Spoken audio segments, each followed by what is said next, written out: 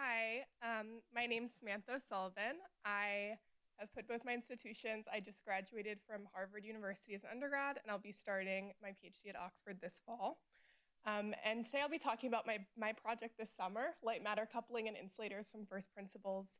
I worked with the Center for Computational Quantum Physics, and I'd like to start by thanking my mentor, John Bonini, as well as the Flatiron and NSPP for funding this research. So brief introduction, here's a picture of an optical cavity. An optical cavity is an arrangement of mirrors that confines both light and matter to a small region. And the light confined in the cavity can then reflect multiple times, producing standing waves and certain resonant frequencies. The cavity can also result in strong light matter coupling. This is a picture of a glass nanoparticle suspended in an optical cavity, which is an experimental representation of the type of calculations I'll be presenting today. So existing first principles approaches, which describe strong light matter coupling in cavities, have thus been limited to molecular systems. But today I'll present a formalism we've developed for describing this coupling in insulators from first principles. So I'll begin with a short introduction to density functional theory. This is a common computational tool used by quantum physicists. And the goal of density functional theory is to investigate the electronic structure of a material by converting a many-body Schrodinger equation, such as this one, to single particle Kohn-Sham equations. And we can solve these then with different numerical methods, such as programs like Quantum Espresso or VASP. So the basis of this conversion is you start with an initial guess of an electron density. From this initial guess, you can calculate the effective potential from this density and solve the single particle Kohn-Sham equation. After solving this Kohn-Sham equation, you produce an additional electron density, which you can then ask, is this self-consistent with your initial guess? If it's not, you start the process over again, thus making it an iterative tool. But if it is, you're left with essentially all of the outputs that describe the system, such as the energy, the forces, and if you vary the external potential, you can also get the ground state structure and Born effective charges. So this is the basic tool that I used in my research this summer. And the second part that my formalism relies on is known as the cavity-Born Oppenheimer approximation. Some of you may be familiar with the Born-Oppenheimer approximation, which says that electronic states adiabatically follow nuclear coordinates. In other words, to describe an electronic wave function, you can fix the nuclear position, the coordinates of the ions in the material, and be left with an electronic wave function, which you can then adiabatically follows these fixed coordinates. We extend this in the cavity-Born Oppenheimer approximation to say these electronic states adiabatically follow both the nuclear and the photon coordinates. In other words, at a fixed state of ion positions and also photon displacement, you calculate the electronic wave function, and then this varies as you change these positions. From this Born-Oppenheimer approximation in a cavity, we produce an energy functional.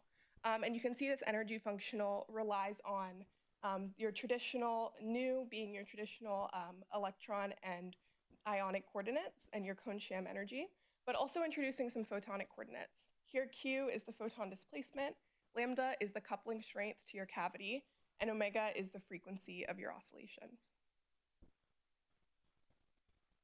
After defining an energy functional, we can similarly define an enthalpy functional, which relies on these photonic degrees of freedom and the usual Kohn-Sham energy. For an electric field with this relation and photon coordinates related by equation 3, the functional derivatives in equation 4 are thus equal, and thus the functionals will produce the same charge density. So for this particular field, when used in equation 2, it will produce the same results as equation 1, and we've effectively produced a mapping between the cavity-Born Oppenheimer approximation and traditional formalisms that fix electric displacement. So by mapping our systems, we can convert these results to a corresponding set of strongly coupled light and matter. And you'll see that equations 1 and 2 produce the same charge density. So from these relations, our formalism allows us to build a Hessian, which with both nuclear and photonic degrees of freedom, with respect to the electric field perturbations or ionic perturbations. So you'll note that each of these terms describes a different term in our Hessian matrix. H alpha alpha corresponding to the light components, H sub KL corresponding to the matter components, and finally the light-matter interaction described by H sub alpha L.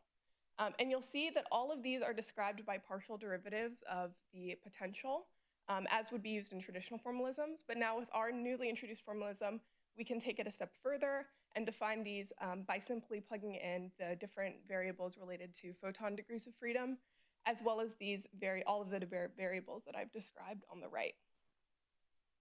So once we're able to define that Hessian, we can now apply it to some systems.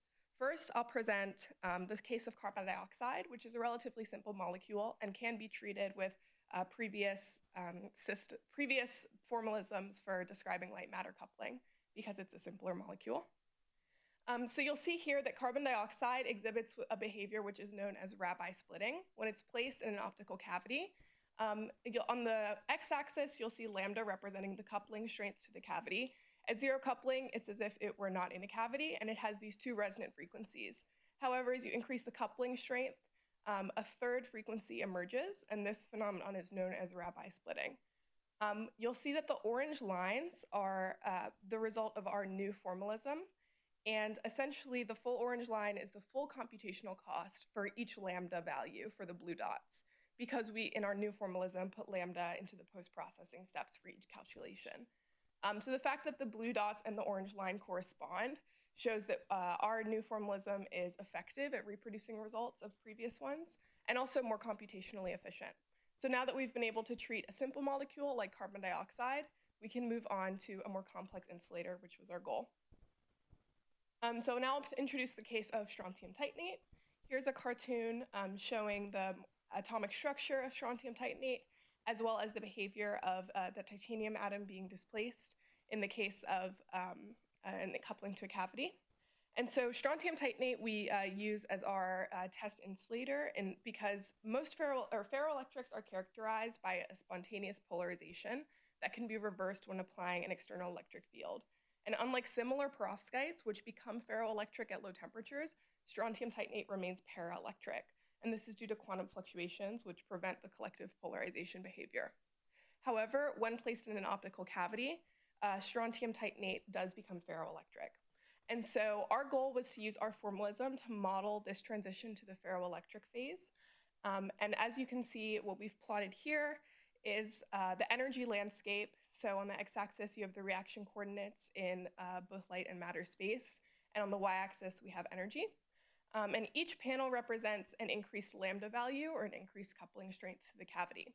So the bottom panel is if the strontium titanate were not in an optical cavity, and the highest panel is when it's most strongly coupled to one.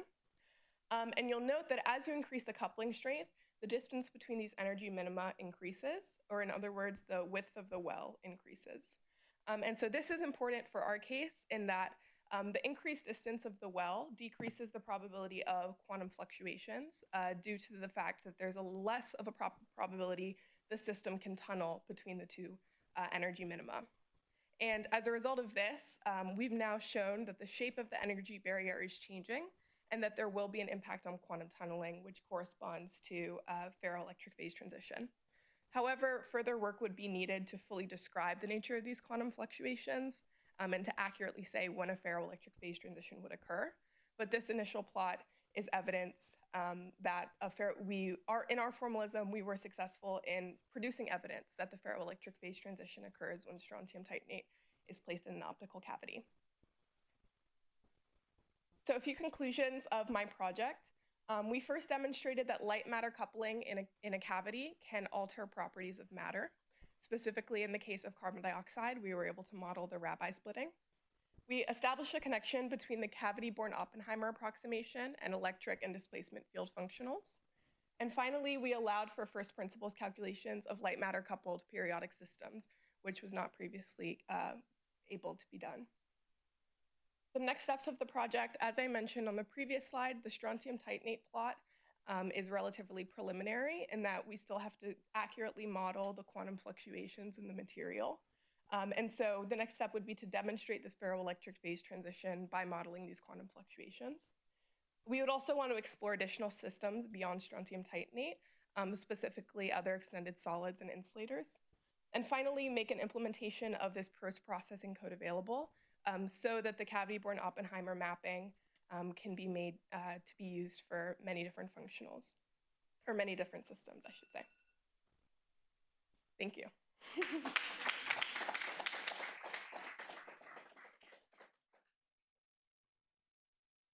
Are there any questions for Sam?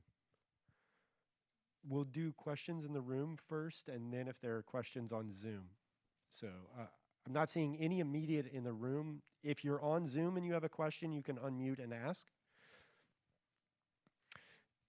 Well, yeah, Latoya? What are the other types of systems that you would like to use your method on?